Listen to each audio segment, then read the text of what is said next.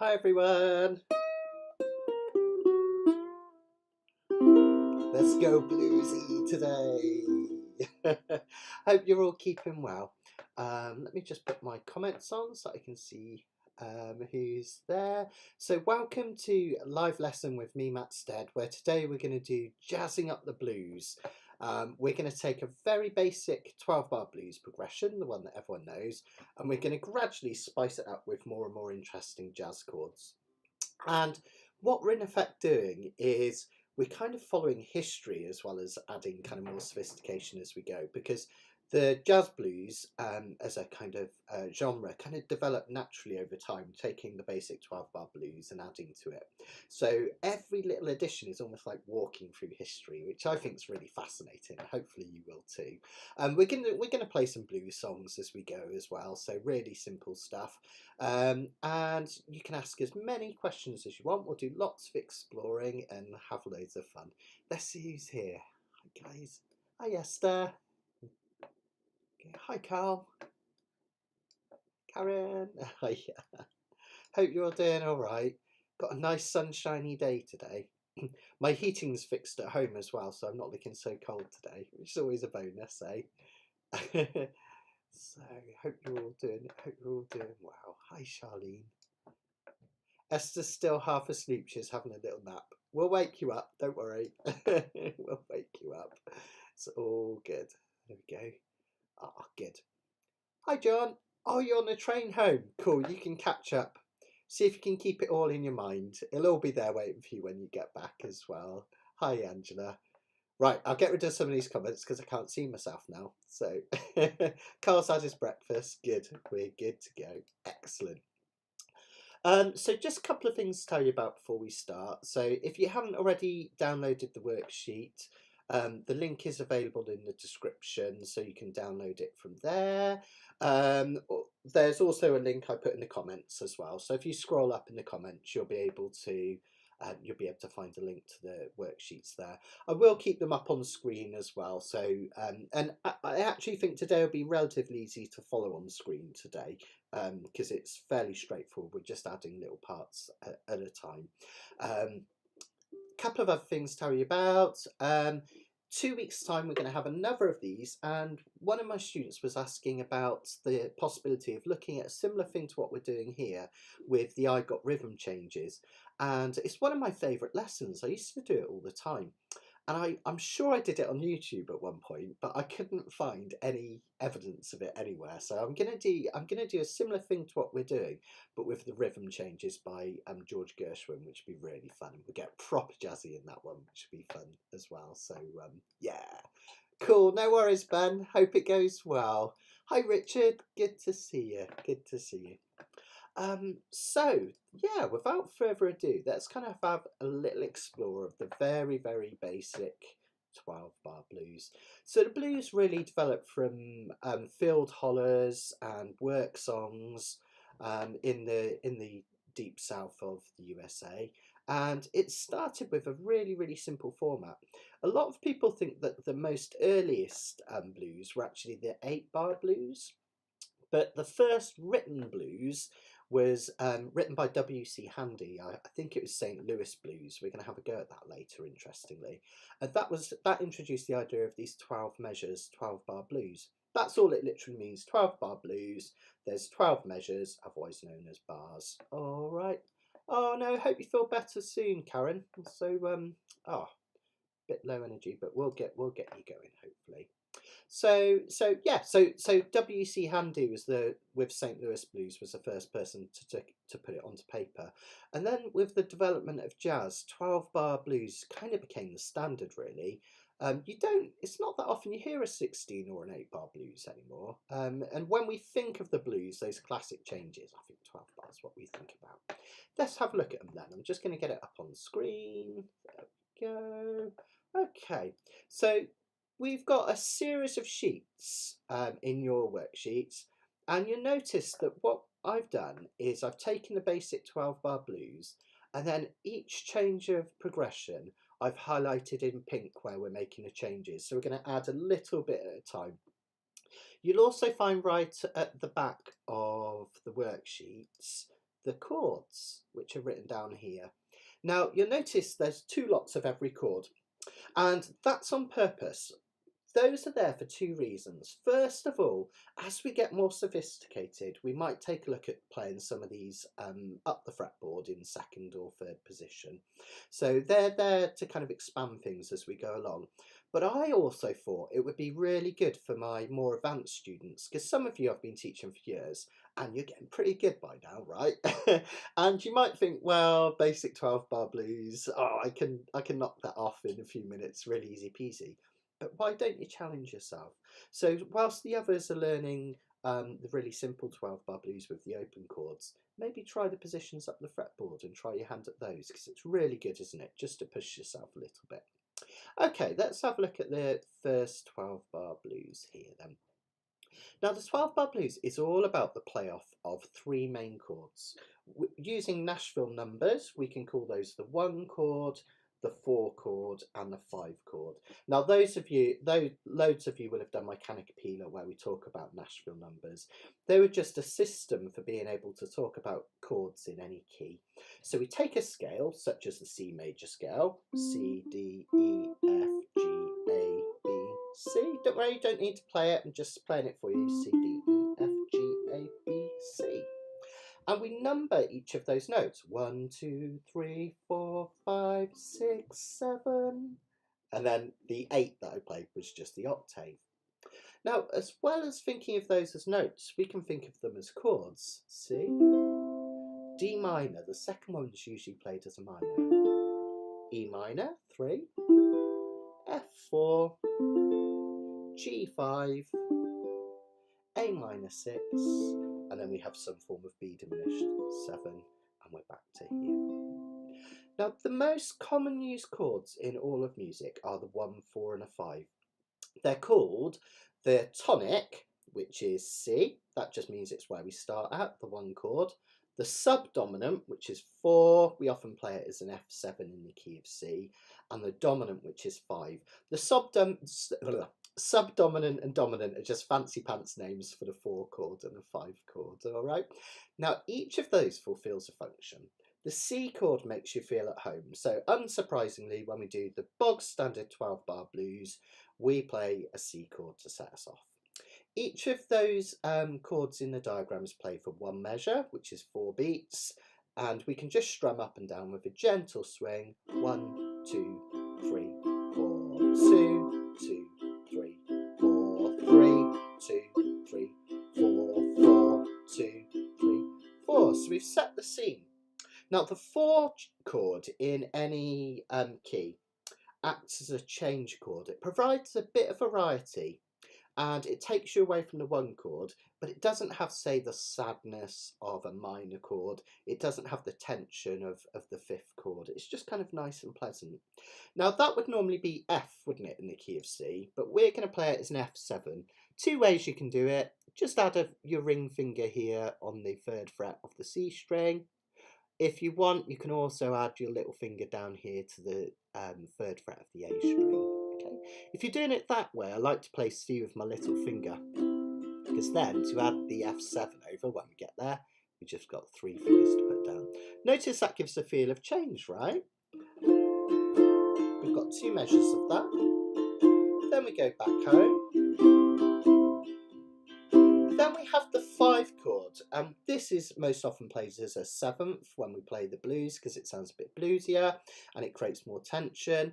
And that's your tension chord, or you can think of it as an unresolved chord. It's like it's asking a question, right? It wants to go back to the 1 chord. But as we know from waiting for a Sunday roast, if your mum's making a Sunday roast and it smells amazing all morning, delayed gratification makes it taste even nicer, right? Because you have to wait for it, it tastes better. And blues musicians know that. So instead of going straight back to the 1 chord, we go via the 4 chord. Gives a bit of delayed gratification, so when you finally get there, there's your resolution to the 1. Now probably the most famous 12-bar blues in this format is Hound Dog. So let's just do a bit of strumming and playing to Hound Dog. Just strum along with me and change those measures as we go and just count to 4. Louis Armstrong it was that said playing music is as easy as counting to 4. All right.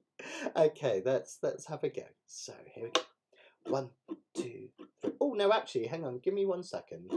Come in on the word hound of hound dog. So it'll be like this. You ain't nothing but a hound. You hit in there.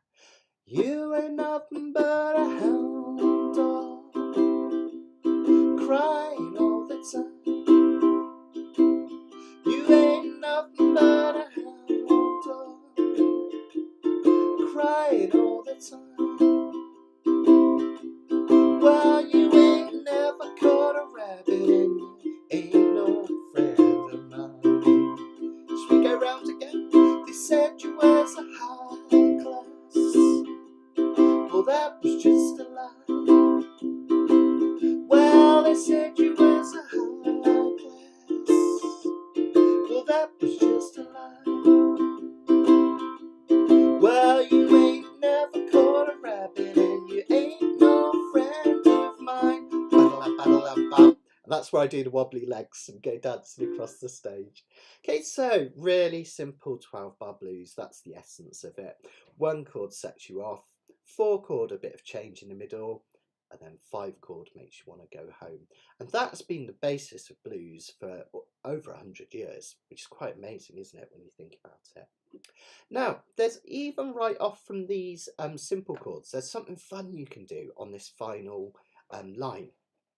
Now, at the moment, we're playing G7, F7, C, which sounds great as it is. There's a fun thing you can do if you fancy a challenge. What I want you to do is play the F7, but try the 4-finger version, so it's like an F chord here, 3rd finger over here, and little finger down here on the 3rd fret. Now what you can do for that final measure is you can play that 2 frets higher. You've got to make sure, I should have taken my fingers off a little really, or slacken them so they don't all wobble about all over the place. You'll find that you get a G7 because F7 moved up, F sharp 7 becomes G7.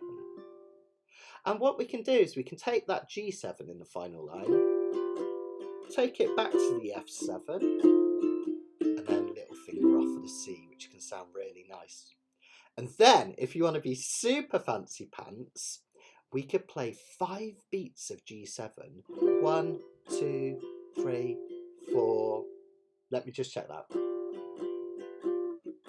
No, we're going to play 4 beats of G7. 1, 2, 3.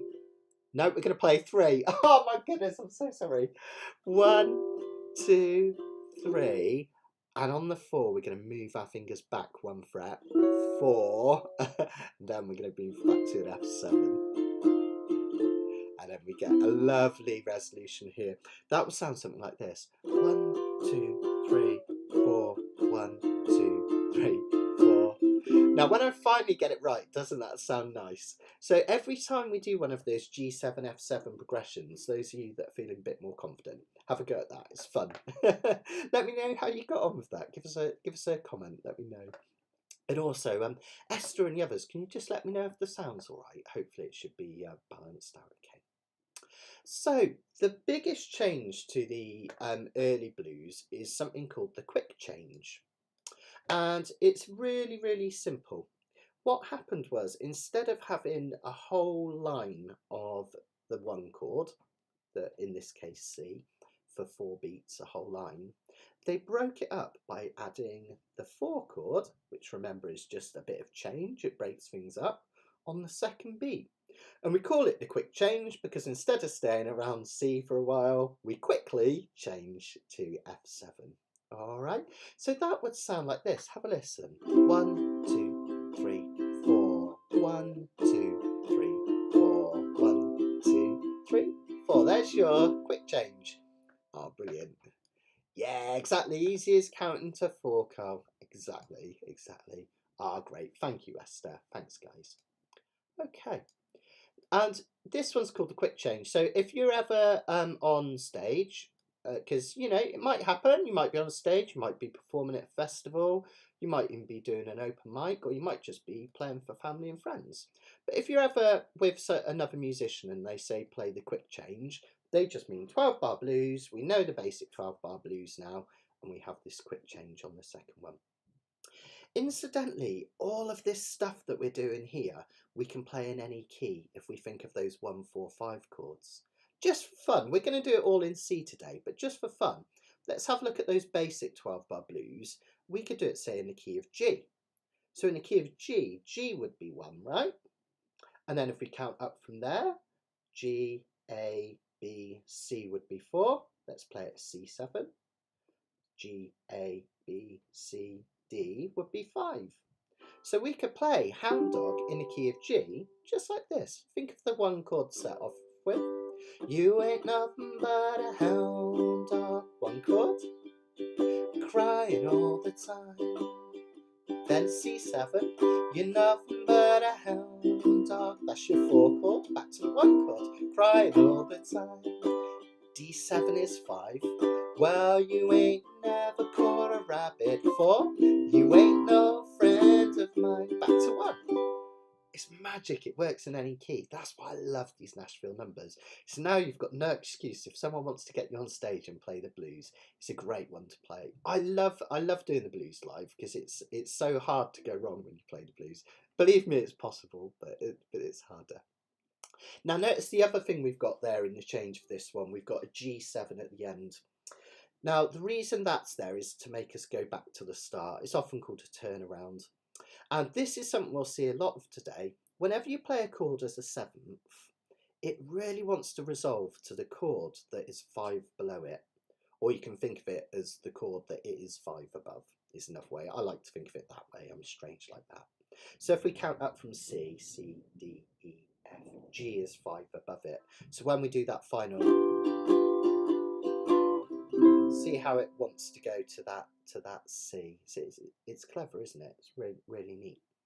Okay, let's have a go at the quick change blues. Now we can do this with all sorts of things. At the end, I'm going to give you a link where you can get all these sheets and play along with these songs that I'm doing. They're all from my Canacapilla 12 bar blues we did a while ago, so they're all free to download. They're all in my Dropbox. I'll give you a link. The reason I haven't included them all with your sheets was I didn't want it to be a massive bundle and be a bit too much for everyone today. All right, so just for now, strum along with me and let's have a go. This time we're going to do Sweet Home Chicago, a bit of Robert Johnson. Here we go. Let me just get my key. Oh baby, here we go. 1, 2, 3, 4. Oh baby, don't you wanna go? Here comes 4 again. Oh baby, don't you wanna go? Back to the heartland of California, back to my sweet home Chicago. Let's do another one. Oh baby, don't you wanna go? Oh baby, don't you wanna go? Back to the land of California, to my sweet home Chicago. Round and round, right? Really, really sweet. And this is tons of songs. You might have heard of Betty told Dupree, I want a diamond ring. Betty Dupree's another famous one. Betty told Dupree, I want a diamond ring. Well, Dupree told Betty, I'd buy you most anything. Can you notice how that G7 makes you want to go back to the start? Now I know it's a little bit, we're just plodding up and down strum at the moment. In a while I'll show you some really cool strums as we jazz it up to make it a bit more interesting. But you can try your own. It's nice with finger picking. That's something that's worth exploring on this, which is really lovely. Now I just wanted to show you something fun that quite often happens with this form, and it happens on Sweet Home Chicago. It also happens on Roll Over Beethoven, if you've heard the blues version of that. Obviously Beatles covered it, didn't they? Was it? I think Chuck Berry. I always get mixed up whether it's Chuck Berry or Little Richard, that one. Someone will tell me. So let's have a look. What we can do is when we do the quick change, sometimes what the musicians would do is they would mix up the quick change with the original 12-bar blues. So sometimes they would add in the quick change, like, oh baby, don't you wanna go? Now, sometimes they would do a verse where they would just stay on C for the first line again, so traditional blues. That happens in Sweet Chicago like this. Now, 1 and 1 is 2, 2 and 2 is 4. I'm heavy loaded, baby, but I gotta go, baby. It kind of keeps it going for a whole line of just C's. Another one, I've written some of these out so I can remember how to play them, is Rock and Roll Beethoven. So the first one, the first 3 times round, we just play it as it's written as quick change. The 4th time round, we're going to do the traditional blues. Let's all play it together, and you'll notice we get this nice juxtaposition when we get there. So 3 quick change, and then 1 normal 12-bar blues. Let's give it a go. I'll show you what I mean. 1, 2, 3. Gonna write a little letter, gonna mail it to my local DJ.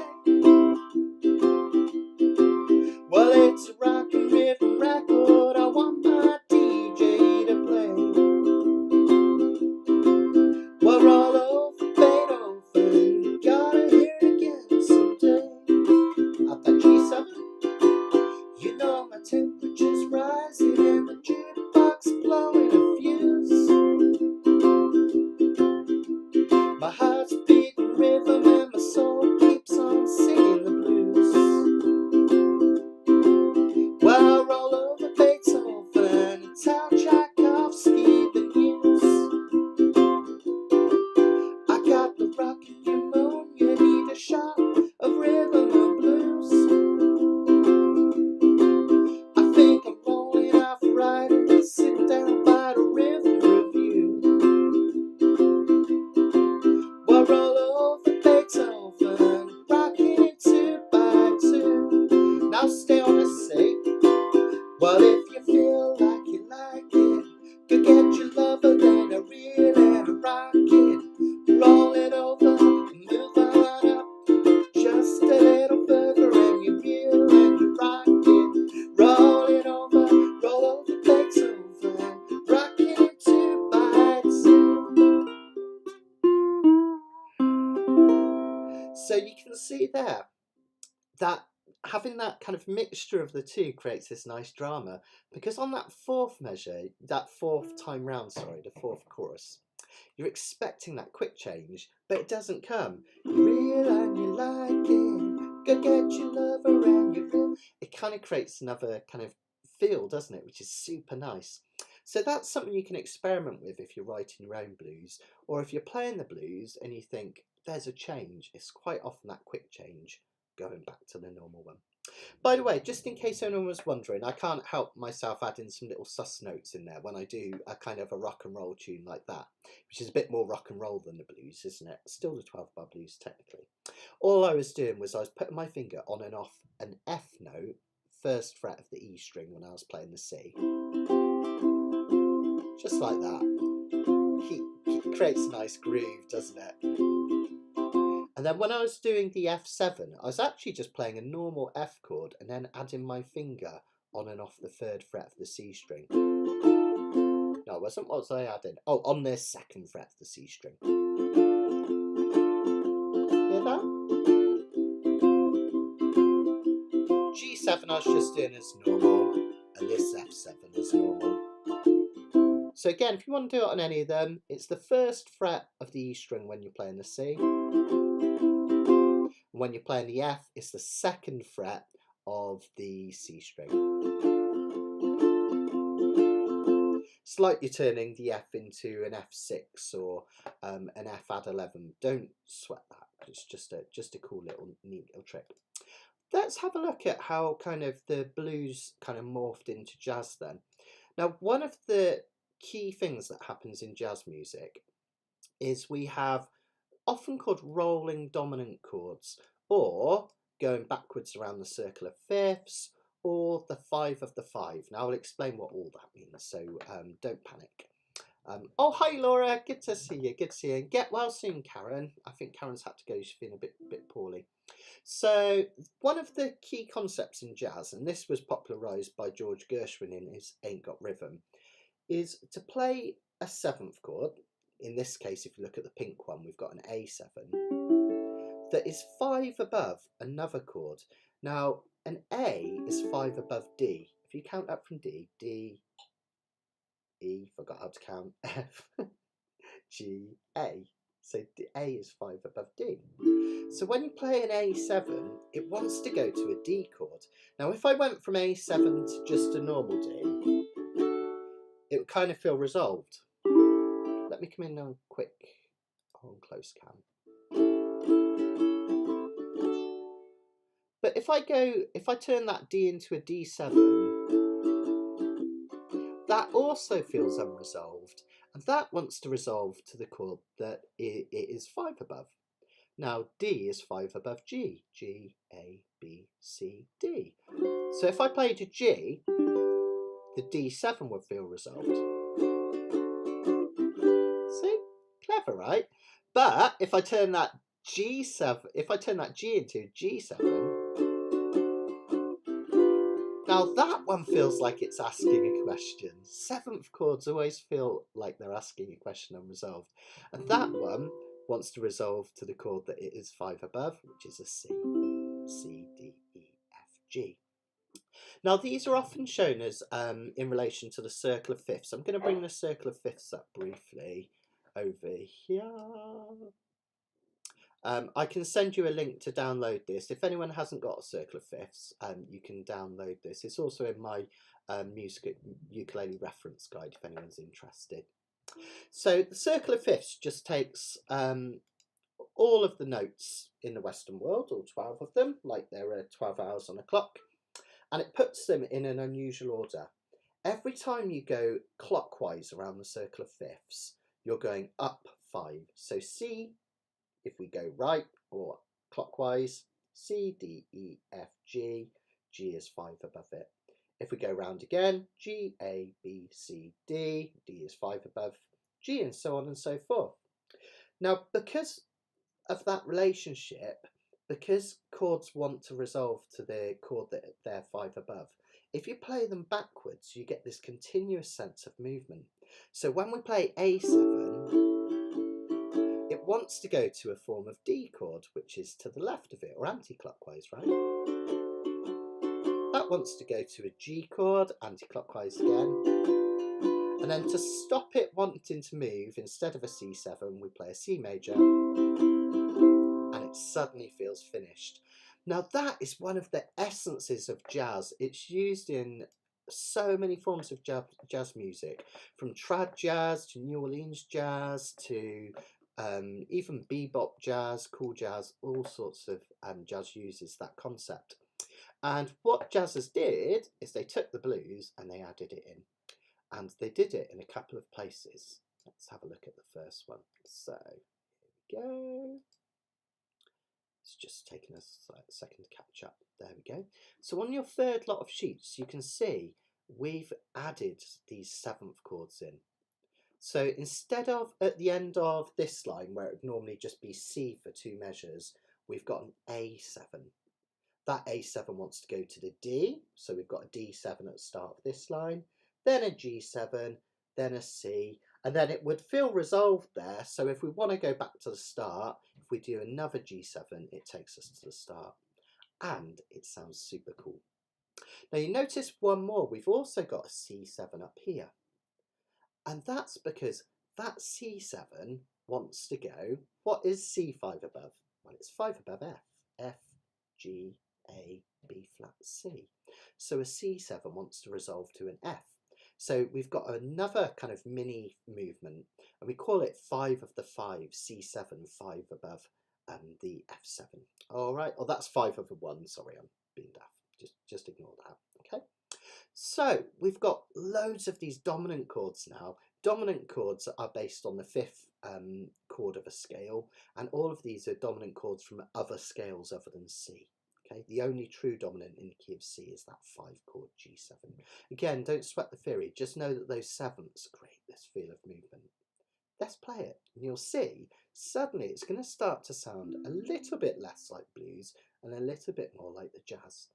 I'm going to do my 4-finger F7, so I'm going to use my little finger for the C, but you can use the your 3rd finger and do this 3-finger F7 if you want, whatever you feel most comfortable with. Yeah, me too, Lisa. I love all this stuff. And the thing that I love about it, and hopefully you guys will find this as well, not just from my teaching, from all sorts of teachers around the world, I kind of think when they teach you theory and when you learn some of this stuff, it empowers you. Sometimes people get scared of music theory. I'm just going to move this down out the way a bit. But actually it can be a really empowering thing. Like, you know, we're turning blues into sophisticated jazz just by simple concepts. Amazing, right? Okay, let's have a go at this one then. Let's strum it from the top. I'll just do basic chords without a song, and then we'll maybe put it to a song in a second. Here we go. 1, 2, 3, 4, C. Quick change. F7. C. C7. F7. C. Now A7. D7. G7. C. Back to a G7. Let's go round again.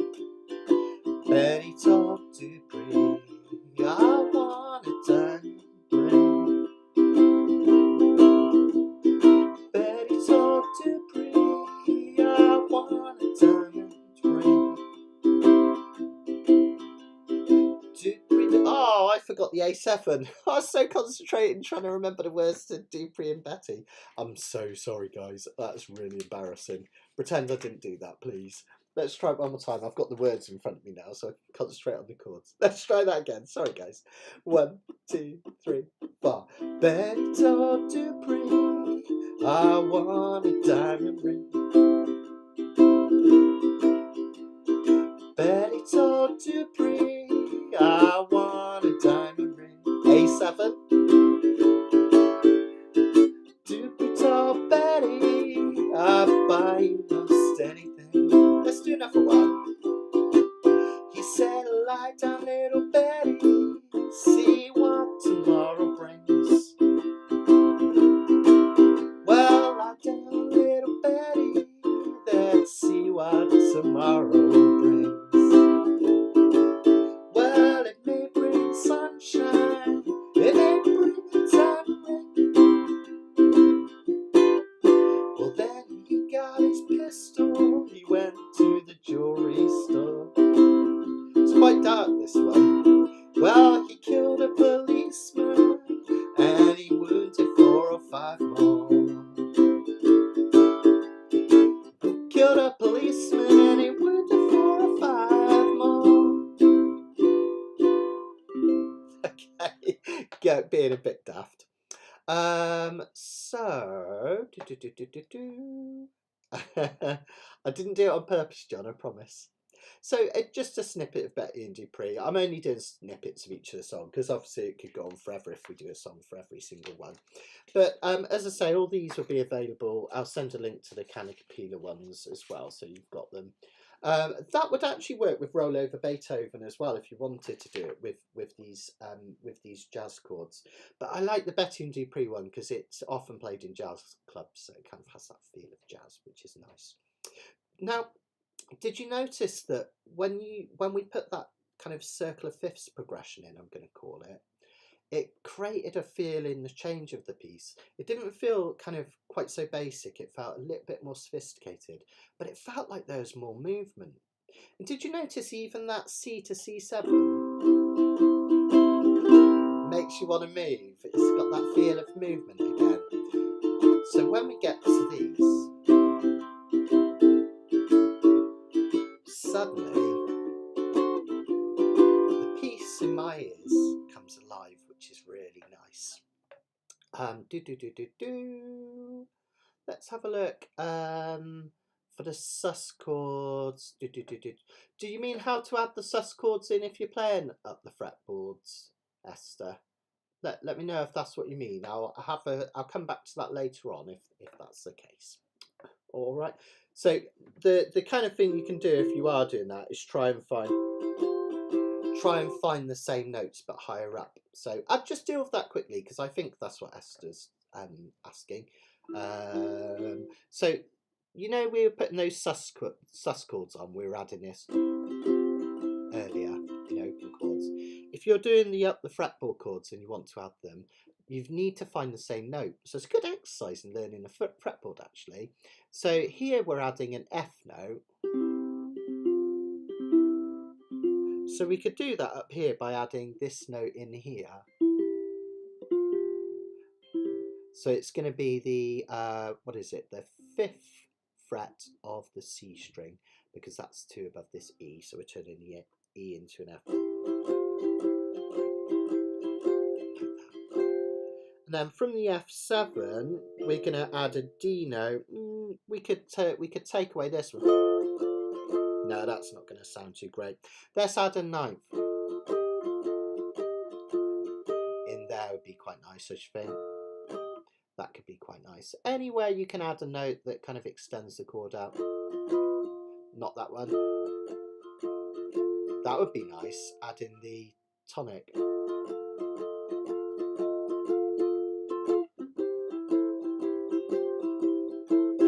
Loads of options there, isn't there? So just move your fingers around, because you can see there when I was doing that C, adding that note in there, which is an A note there, sounds nice as well. It's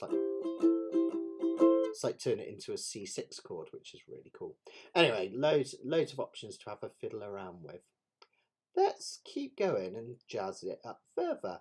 So next what we're going to do is we're going to take that circle of fifths progression, A7, D7, G7, and we're going to use it for the turnaround. So it makes it, sorry guys, sorry it's moving around, I'm just trying to get it the right size. My mouse sometimes automatically makes it bigger and smaller. There we go, leave it alone, Matt. Right, so if we have a look at the next one, can you see we've got an A7, D7, G7 progression in the turnaround. So instead of just C to G7, we've popped that in. And it's really neat because if you have a look at it, it's a mini version of what comes before it. So before that, we've got C for a measure, A7 for a measure, D7 for a measure, G7 for a measure. We can repeat exactly the same thing, but each for half a measure, and we get a really cool rolling turnaround. So 2 of each, 1, 2, 1, 2, 1, 2, 1, 2. Really kind of adds a real load more movement to it, right? Let's try that. Let's try, I'll just do it without a song because it puts me off and it'll put you off probably. So let's just try it nice and slow with that at the end. 1, 2, 3, 4, C, F7, C, down to C7. Then we go again, F7, quick change. Normal change, I mean. C, A7, feel that movement, D7, G7, now twice as quick,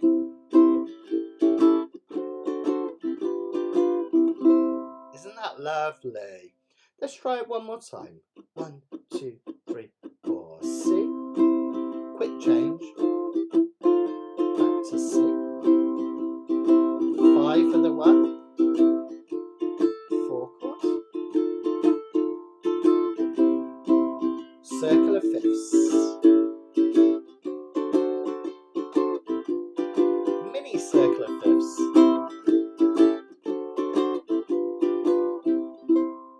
There we go, super sweet, right? Really, really lovely.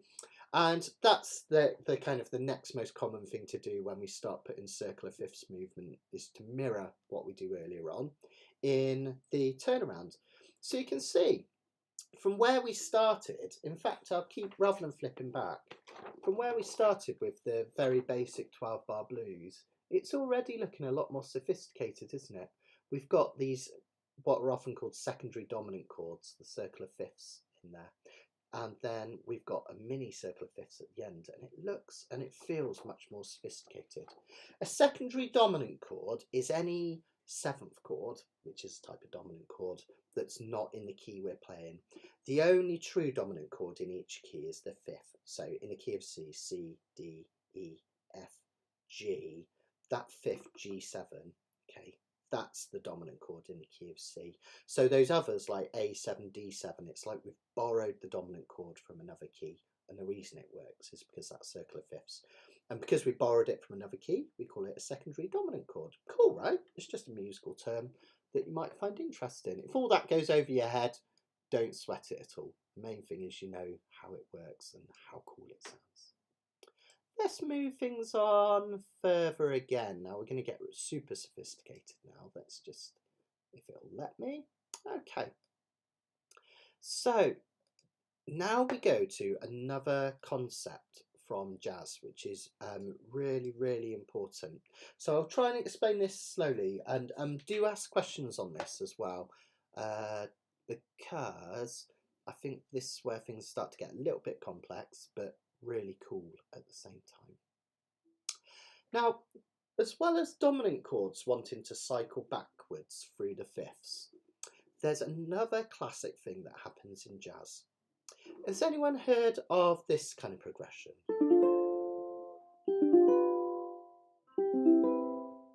We call it a 2-5-1 progression, and it's the basis of so many jazz songs.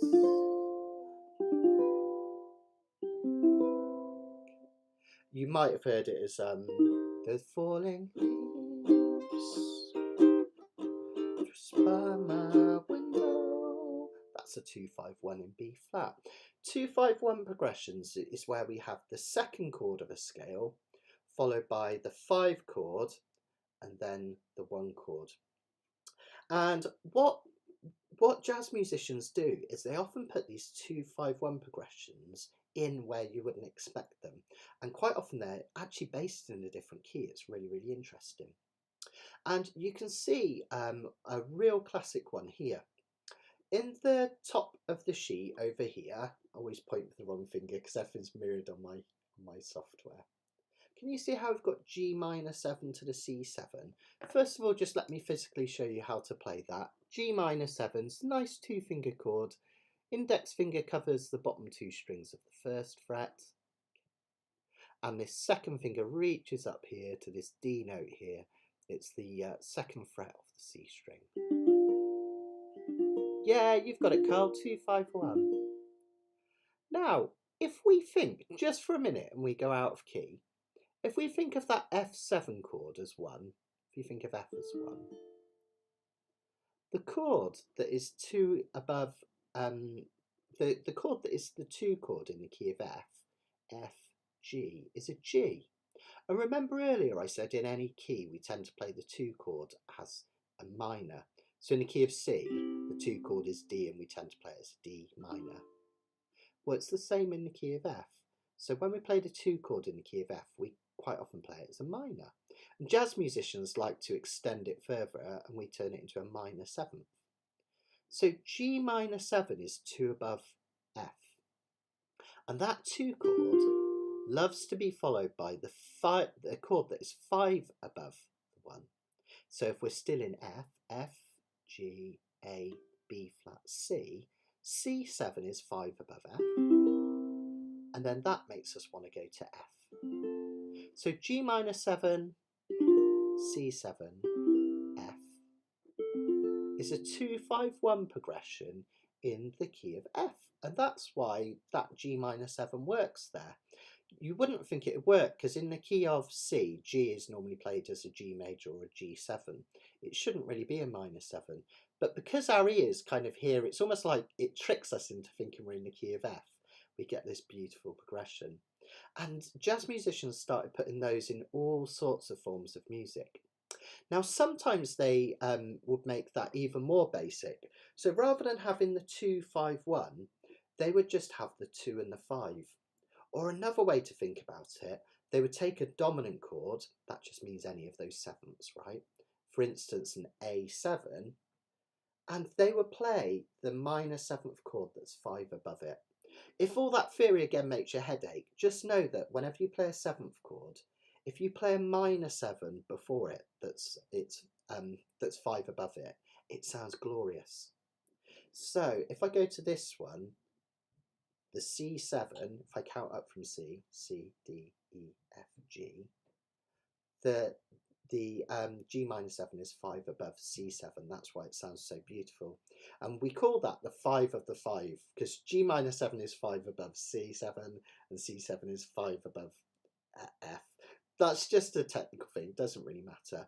But the same thing happens here. With this A7, we can play an E minor 7, because if I count up from A, B, C sharp in the key of A, D, E, E is 5 above A, and that's why it sounds so beautiful. And now it really starts to sound like jazz. Now that E minor 7 is actually really easy peasy if you play it in first position. All right, it's like a G chord, but without this finger. So 0, 2, 0, 2.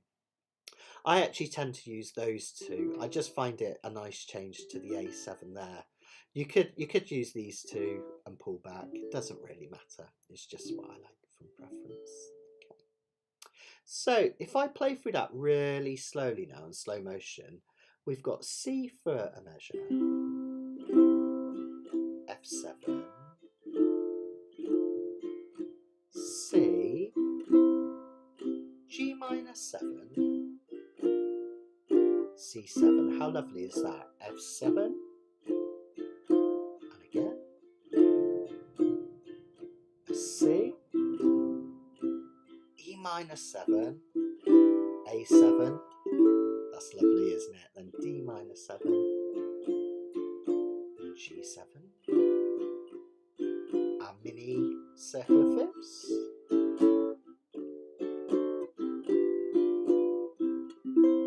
Now we've got something really sophisticated sounding, haven't we? Sounds really beautiful. And I love those. When you start putting minor 7s into a song, it's really lovely. Another reason our ears love them is that if you look at that E minor 7, A7, pointing the wrong way again, it's like a mini version of the D minor 7, G7 that follows it. It's the same chords, a whole step up. So it's another reason it tickles our ears. Should we try playing that round a few times then, just for fun? Now, if you fancy it, if you're feeling fancy pants, you could do the chord inversions up the fretboard. So if you've been playing a while and you fancy a challenge, give it a try. But these do sound really lovely and open as well. Now, I wanted to show you something. I wrote myself a little note and I keep forgetting to show you some things which can be quite lovely. Now, because we've got chords that we have 2 per measure, what I like to do is kind of change the feel on those measures, and there's a really nice simple way of doing it. So what I do is 2 muted strums on each of those chords when I do the pink ones. To mute a strum, there's a couple of ways you can do it. If you've got a chord that features 3 or more strings, you can do it just by taking the pressure away after you've strummed it. So I'm strumming 2 downs and I'm squeezing and releasing. Squeeze, squeeze. With the C7, because it's only 1 finger, it doesn't really work, squeezing and releasing. So that one, I tend to just put little, I put my 3 fingers out. But if you just keep it to 2 down strums, it creates a change in feel. Have a listen, even if I just do without the mute. Strummalicious, right? And then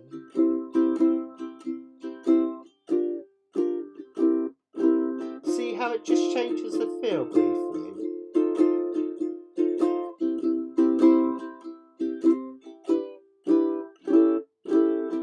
So that's something you can experiment with. These ones I tend to run them. Sometimes I'll even go wild on those and do triplets.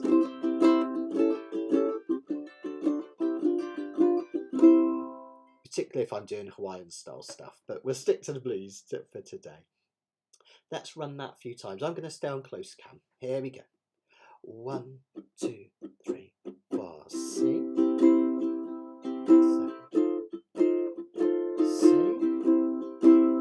G minor 7, C7, F7,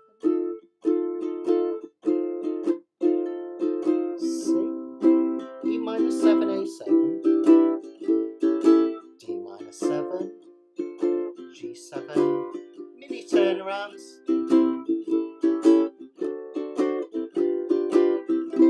Yeah, lovely. Let's try it with some words. Let's do. I'll do Betty and Dupree again. Maybe I'll keep going through the verses. It gets a little bit darker a bit later on. Let's give it a go. So here we go from the top. 1, 2, 3, 4. He went to the post office to get his evening mail. Well, he went to the post office to get his evening mail. The sheriff called poor Dupree and put him in that Atlanta jail. Let's do that one. Dupree's mother said to Betty, look here, what have you done now? Well, Dupree's mother said to Betty, look here, what have you done now? You made my boy rob and steal, and now he's gonna be hung now.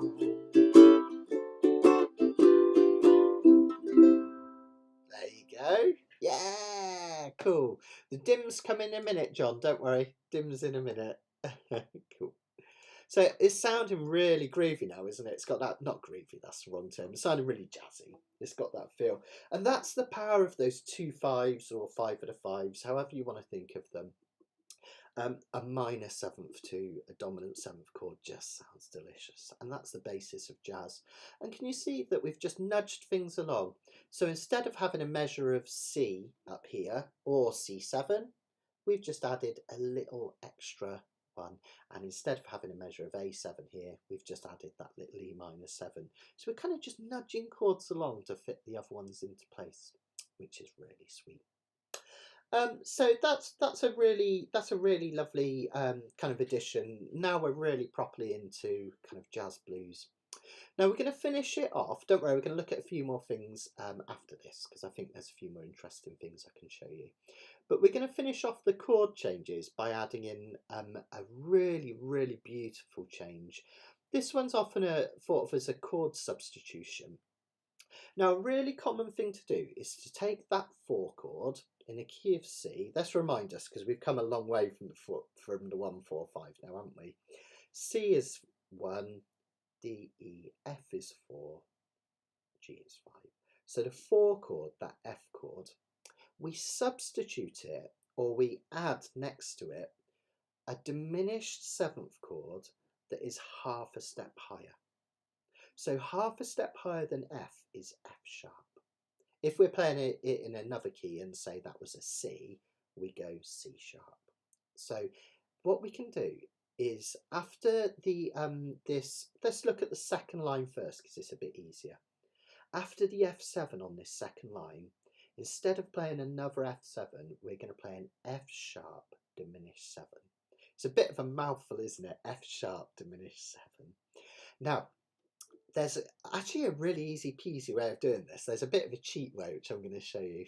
Not cheat in terms of notes we play, because we're playing all the right notes. But one way of getting from this F7, and the reason it works, is that an F sharp diminished 7 is only one note different from an F7. The only difference between an F7 and the F sharp diminished 7 is this F note becomes an F sharp. So one way you can do it is take this first finger and squeeze it into that second fret. And can you hear that rising tension? That's what it's all about, that tension. Okay. Now I actually find it easier to play the diminished chord like this, kind of like you would do the traditional way if you're playing a diminished 7th.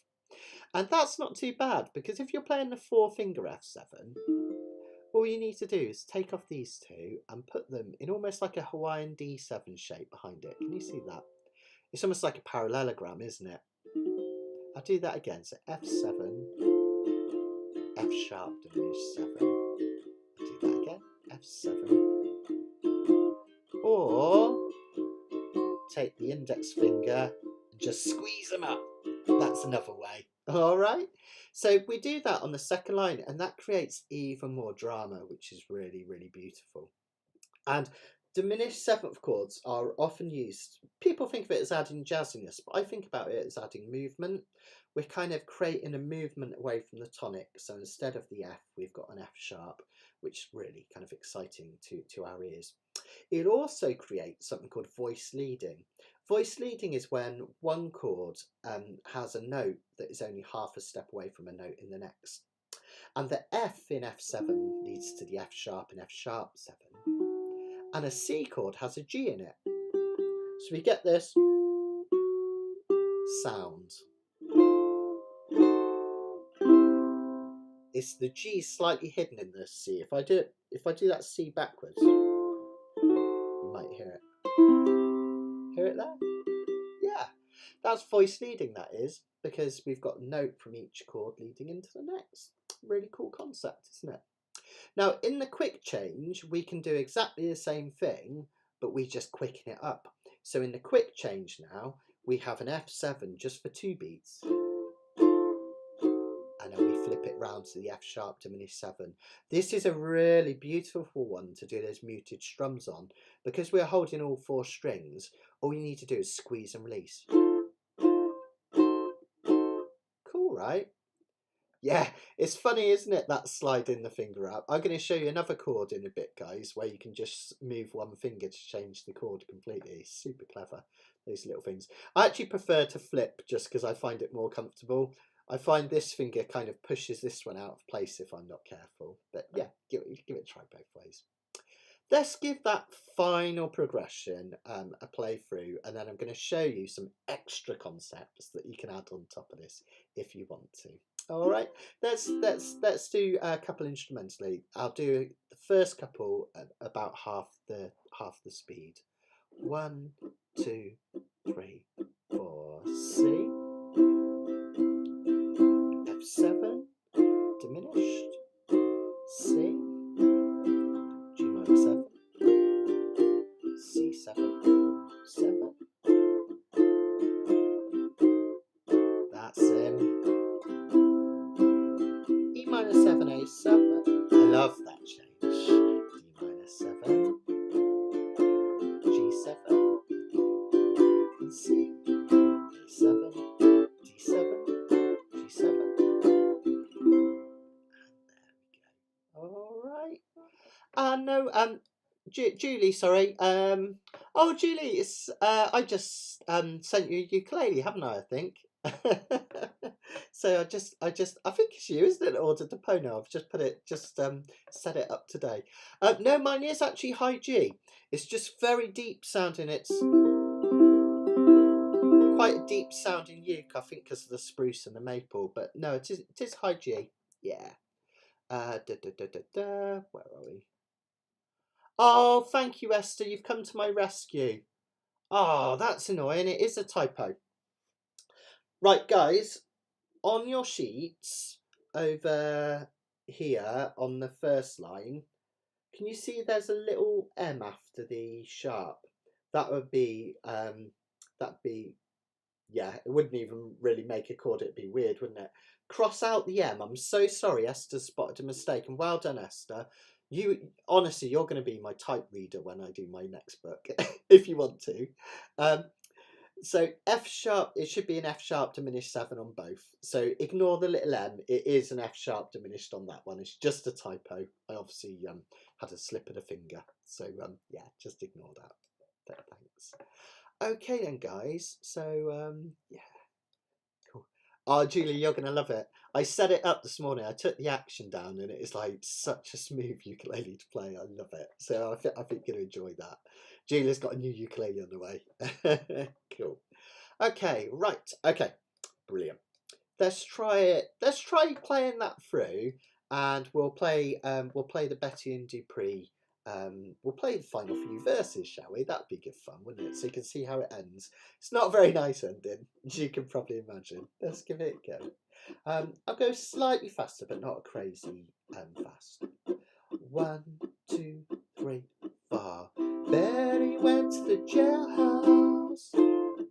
She could not see Dupree. Betty went to the jailhouse. She could not see Dupree, no. She said to the jailer, please tell him these words for me now. Another one. I've come to see you, baby. I could not see your face. You know I love you, but I could not see your face. I love you, but I cannot take your place. Sail on, Dupree, Dupree, sail on. Sail on, Dupree, sail on, Dupree. Well, you don't mind sailing, you'll be so doggone long, Dupree, now. Let's hit a C7 at the end.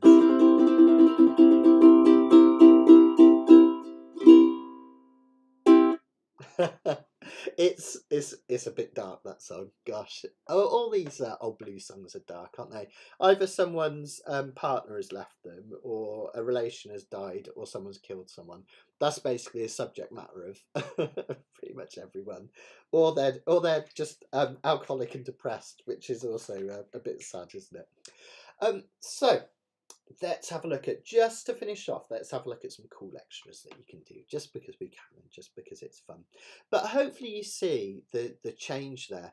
And historically, interestingly, if you follow music from, say, the 1930s through to the 1950s, you will actually physically see this change. You'll hear the 12-bar blues gradually morph into this jazz blues by these additions of more and more stuff as it went along. And I think it's fascinating. There's a great book by a guy called Gary Giddens on the history of jazz, and he talks about this at quite some length, how you can kind of see the morphing of blues and jazz, and it's really absolutely fascinating, I find. But there you can take any blues song and you can add those in, and even notice that you can sing the same song over the top. It just sounds different with those more sophisticated chords, which is super nice. Now, just wanted to show you some fun options. So the first of all, we've got the chords up the fretboard, which is really super nice. And my favourite bit of that, if I show you, is the E-7 to A7.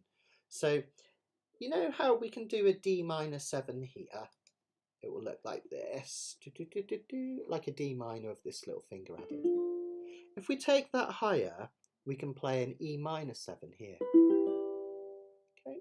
Now notice in that last song, we've got a little run, haven't we? Just over here, which goes E-7, A7, D-7, G7. And what I love to do is I like to play the E-7 here. Okay. Let's just flip that.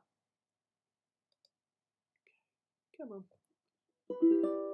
And then when we go back to the A7, I actually like to do this one here. I don't think it's the one that's listed. What it is, it's a G7 played with your last three fingers. Okay, taken up, and then this one's covered and up again. Okay, so see that last three fingers is a G7, two higher, and then I cover this one. It's a bit of a tricky change, but it's a lovely, whoops, it's a really beautiful change. And then I go to a D-7 and a G7. And it's a beautiful, beautiful. Can you hear that lovely?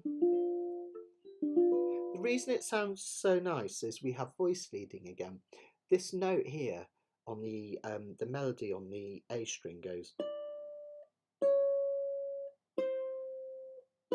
See if you can listen out for it.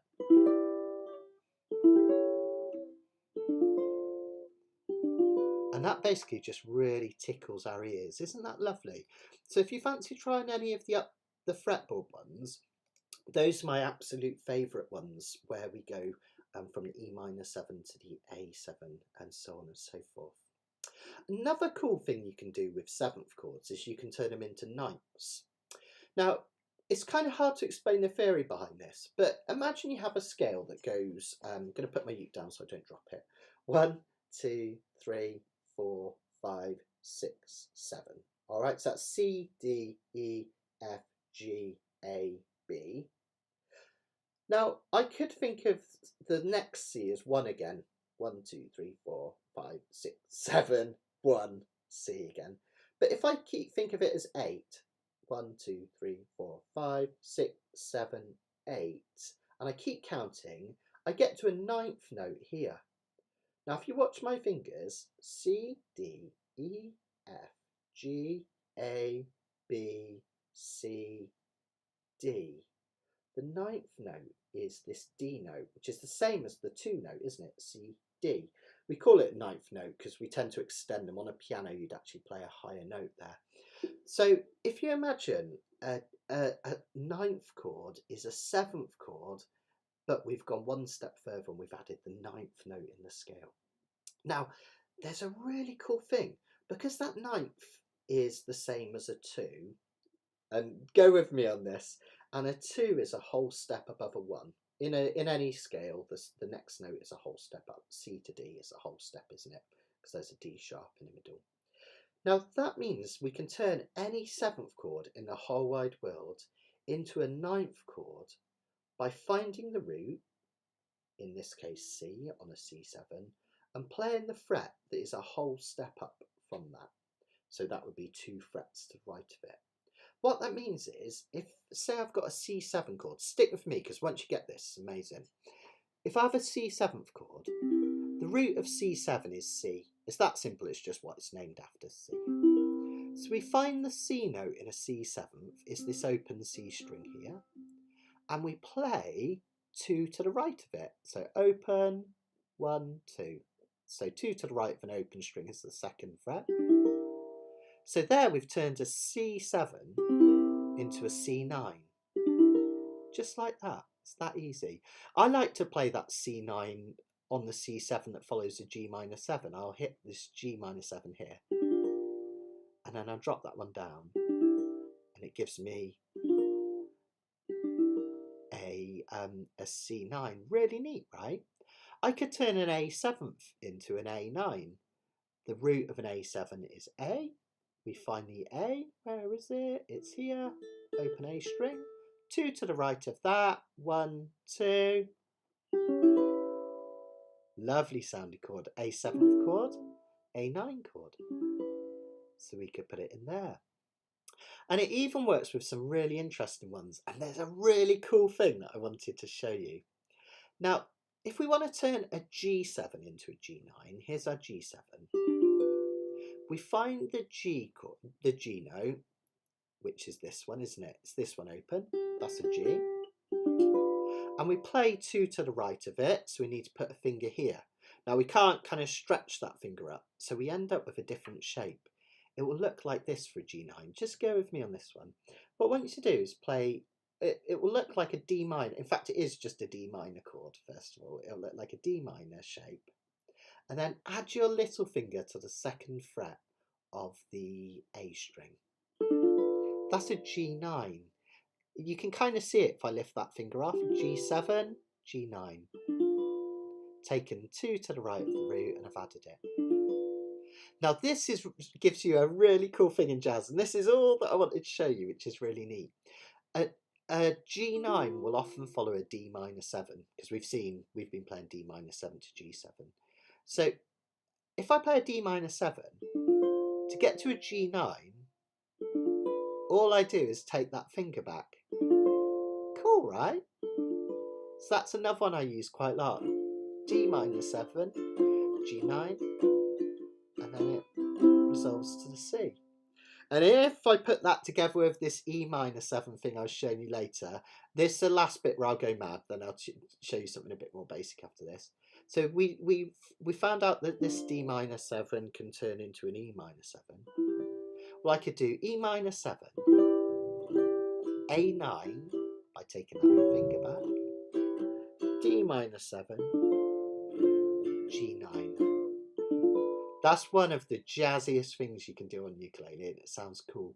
So when I get to that second to last line, like F7, F sharp diminished 7, C, what I'll do, E minor 7, A9, D minor 7, G9, and that's a really cool little thing. Now that, yeah, John, that's in The Nearness of You, yeah. And I think I play it as the 7th in that one.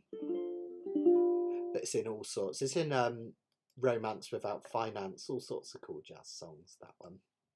So that's 9th chords. You can kind of add them in to spice things up. You could even add 13th chords, but I think that might be a bit too much. Let's just do a couple of fun things to finish off, then I'll stick around with questions.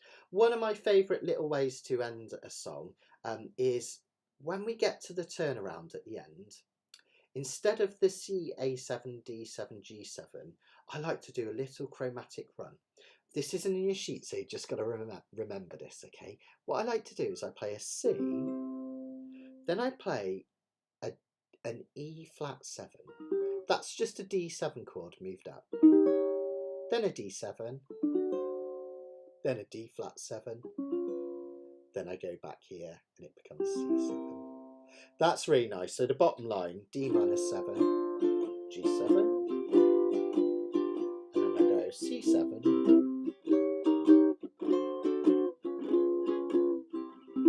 it's a nice option, isn't it? So the last 4 chords become C7, take it up, E flat 7, D7, D flat 7, and shake out C7. Okay. So lots of like little extras that you can add in there. I got a bit carried away with the notes. That might have melted some brains. It melted my brain when I was learning about that. But once you've got it, it's so useful. You can do it in loads of songs, and it makes it sound like super jazzy and beautiful. I'm going to end it there for the teaching today, because what I want to do, I normally do a Q&A section at about 4:45, and I think it'll be really important today just to see if there's any queries. There may not be, and that's absolutely fine. But just in case there's lots of questions with this, I'm just going to hang around a little bit and answer them. It always takes a couple of minutes for questions to come in because there's a bit of a delay in them coming through to my feed on the software I use. So as I'm waiting for that, I just wanted to tell you one more thing you can do with these. So a lot of people will think about chord progressions as fitting a song all the way through. So they might take a piece like Betty and Dupree and play this version of the 12-bar blues all the way through. But one of my favourite things to do, and I think you should try this on a couple of blues songs, is take the basic 12-bar blues and play that for the first verse. Second verse, add this one with a quick change. Third verse, add the circle of fifths in. Fourth verse, add the mini circle of fifths in. Fifth verse, add the minor sevenths in. Sixth verse, add the sharp diminished in. And you might think, well, most songs don't have those many verses, but blues songs, they really do. Betty and Dupree has tons of these. As I say, I'll leave, I'll put I'll probably put it at the top of the description. I'll go back in the YouTube description after this, and I'll put a link to the Canacapilla sheets with all these blues songs in, so you can find them and they're completely free. All right, so I'll go back and do that as soon as I've finished, so you can find it. Oh, thanks, Carl. Yeah, I forgot to say, let me know how you got on. Give us a like or a heart if you enjoyed it, angry face if you hated it, or just let me know. It'd be really nice to know in the comments. If you'd like to help me grow the YouTube channel, which is really, really helpful, because the more people that do it, the more income I get, and I'm able to do more of it, basically. It's a self-perpetuating circle. what I was going to say is think about clicking subscribe, because then you'll get all these videos come up. You'll receive an email saying the next one is so and so date, so you can keep up with it. But the other thing that would really help me is if you could just like the video. So not in the comments, actually the main video, if you just like it underneath, or even dislike it if you want, it's fine. But it really helps the algorithms pick it up as well. So I'd be really thankful if you got a chance to do that afterwards. That would be super, super nice. Ah, Julie, cool jazz drums. I wanted to show you this. Yeah, absolutely. So I tend to, the main one that I do, one of my favourite ones, is I call it like a thumb and strum. It's one of my favourite strums that I use for all sorts of things. Let's just do a C7 chord just to give you an example. And what I like to do is, first beat, I like to come down with my thumb, kind of quite high up the fretboard. I'm moving it up so you can see my thumb, but I guess it would be about here generally. That gives a really warm tone. Notice I'm using the inside part of my thumb, not flat like this. And then follow that with the nails coming down short and sharp. Creates this lovely comping.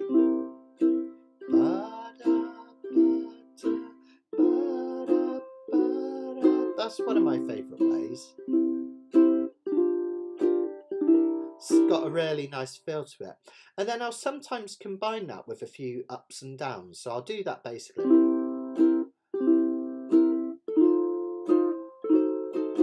See that little up there?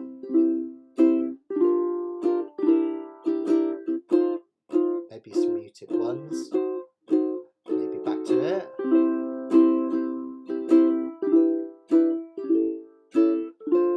Some up and downs. So you kind of mix it up. That's one of my favourite ones. The other one that I like to do, I'll quite often do some picking. You can just come, one of my favourites is, let me get this out of the way because you've all got this now. One of my favourites, oh thank you for the hearts and everything guys, really appreciate it. One of my favourites is to hit the outside two strings. I'm trying to get these fingers out of the way so you can see. And then the inside two in reverse. And if you do that over and over, you get this nice picking pattern.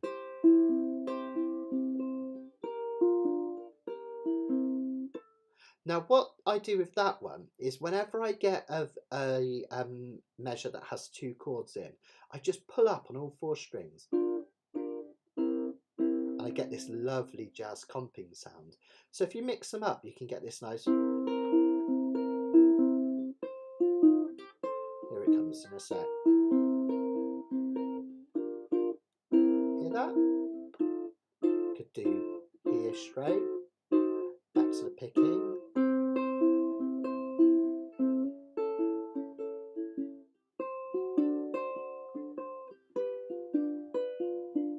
I forgot what comes next. Something like that. So there's a few options, but if in doubt, just go for that. I think that's a lovely jazzy one to do. And I think often less is more when you're doing jazz blues, because it really, as we call it comping, because really as a rhythm instrument rather than a lead instrument, we want to be slightly behind, just kind of in the background, and allow the vocalist to take the stage, center stage, which is really nice. If you are recording yourself and having fun with this, you could always have a look at a couple of my videos on blues scales. I cover it on Canacapilla, but I have got a couple of YouTube videos on it as well, which is really super nice. Yeah, that picking's lovely. Yeah, if you do like a really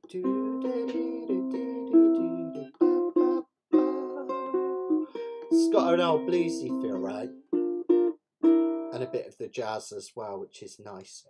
But if you wanted a scale to play along with yourself, if you're recording yourself, the blues scale is really easy in the key of C. I was going to show you this at the end and I run out of time, so I'll just show you quickly now. So C blues scale is open C, second string down, 3rd fret for an E flat, and then F, G flat G, 1, 2, 3 on the E string, and then B flat C on the A string. So if you're thinking in terms of from the C string numbers, off 3, 1, 2, 3, 1, 3 at the end. And then sometimes I'll extend that out to 3, 6, 3/6 down here. You get this neat. Sometimes when I'm feeling really cheeky, when I end a blues song, I'll actually just play backwards through that.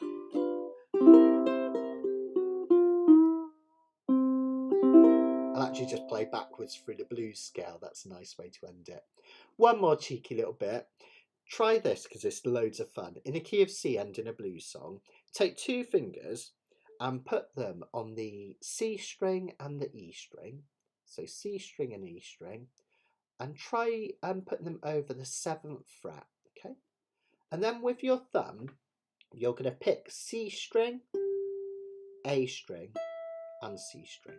I think I said C and E a minute ago, and I meant C and A. Obviously, my brain's gone kaput at the end of the lesson. So C, A, C in terms of your picking. Pull it back. Do the same. Pull it back. Shake out C7. You get this nice, which is super nice as well. You could do a similar thing up here.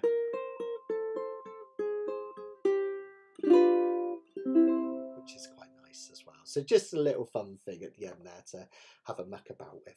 I'll just have a quick scan through these comments, see if I haven't heard anything. So yeah, cool. Just checking.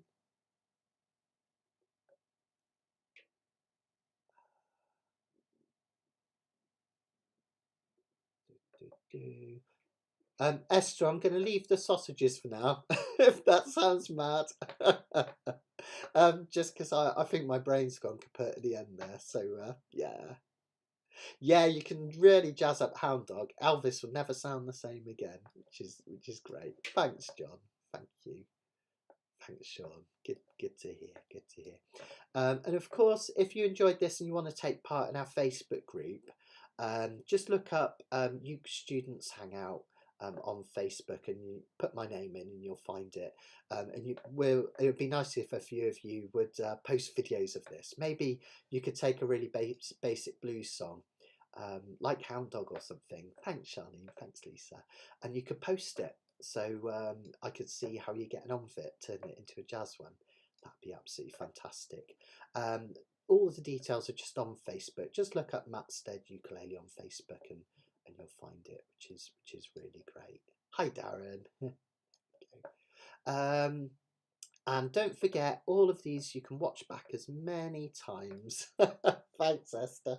You can watch these back as many times as you like. You can find all of the previous live lessons that I've done listed on my website, which is just down here, mattsteadukulele.com.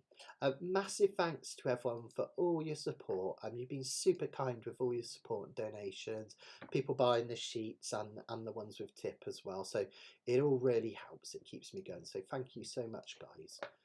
I do send one every now and then. I've been meaning to send some thank yous round, but it's just been a bit of a mad couple of weeks. But thank you. I do appreciate all your support, and it means the world to me. So thanks, guys.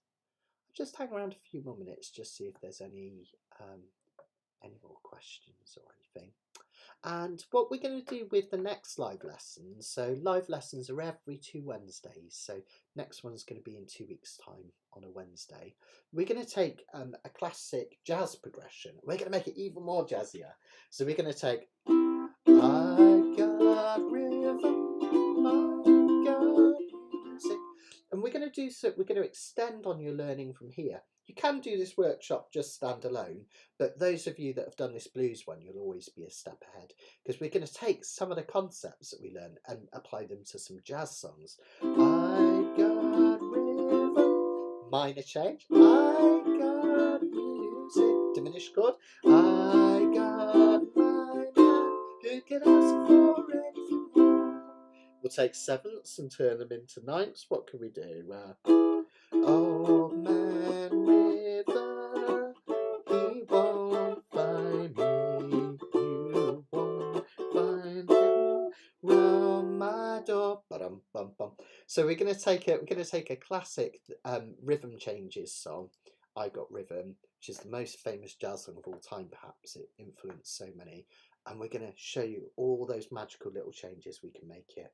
And you'll see how the beboppers took it and turned it into something even more interesting. So that's going to be next time. A bit more jazz, some really, really interesting chords, which hopefully you'll enjoy, and kind of building on what we've done today. Thanks, Chris. Thanks, Betty. Thank you. Oh, you guys are too kind. Thank you. Okay. Yeah, I know what you mean about the lyrics.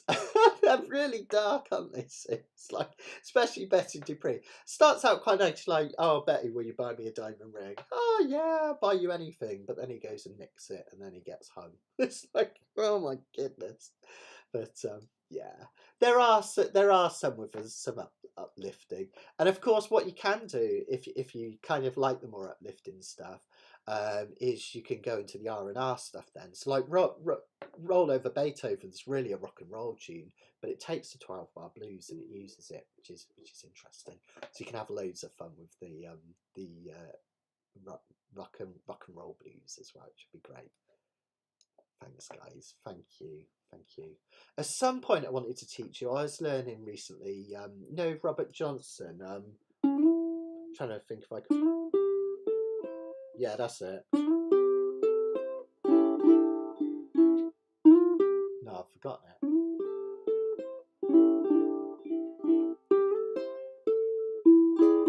That's it.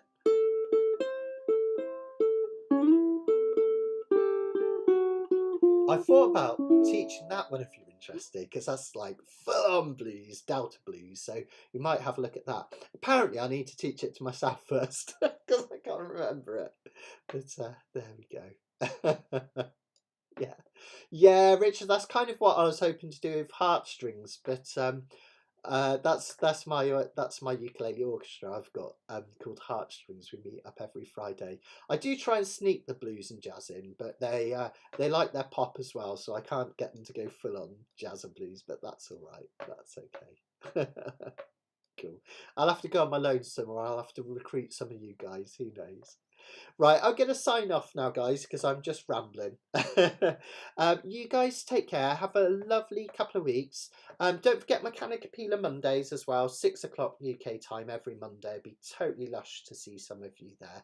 We're doing love songs next week. Not all cheesy. We're doing some like a really cool indie gem and some cool 60s pop and all sorts, as well as some schmaltzy ones. So we're going to have loads of fun. So take care, everyone, and I'll see you either Monday or in a couple of weeks on the next Wednesday. Take care, guys. Bye.